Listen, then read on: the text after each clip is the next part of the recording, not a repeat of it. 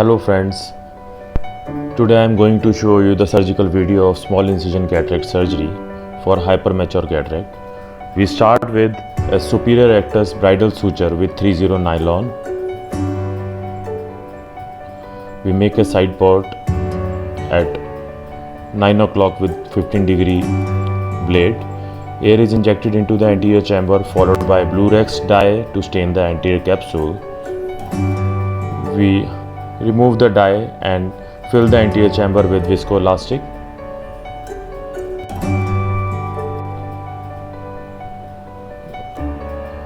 In such cases with hypermature cataract, I usually do can opener capsulotomy in place of continuous curvilinear capsular axis.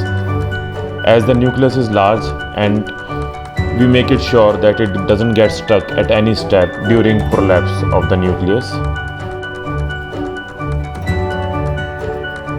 Now we pull the superior rectus and depress the eyeball to make tunnel easily. We do conjunctival peritomy and achieve hemostasis with the help of electrocautery, bipolar electrocautery.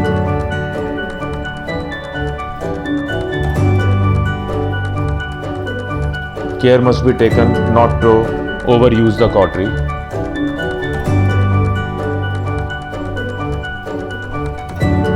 Always respect the conjunctiva. Just dry the scleral surface and make a partial thickness scleral incision with the help of 15-degree blade. We find a good plane and we start a scleral tunnel, making a scleral tunnel with a crescent blade. We start the tunnel 2 mm behind the limbus and we go 2 to 3 mm into the cornea, clear cornea.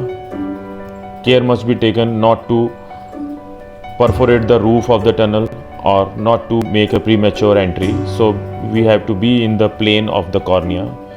Now we enter the anterior chamber with the help of 2.8 mm keratome, and after dipping the keratome into the cornea, then we enter into the anterior chamber so that we can achieve a triplanar good strength incision. We prolapse the nucleus into the anterior chamber with the help of a Dyler or Sinskey hook. We fill the anterior chamber with dispersive viscoelastic to protect the endothelium and to prevent the rub from the hard nucleus. We use a wire vectis and depress the posterior lip to deliver the nucleus. Now we do cortical cleanup with 23 gauge Simcoe cannula. I prefer to do the cortical cleanup with the side ports as it maintains the anterior chamber and protects the posterior capsule from rupture all the time, and it remains keeps the chamber inflated. So after cortical cleanup, we fill the AC and bag with viscoelastic, and now we are implanting a single piece IOL into the bag.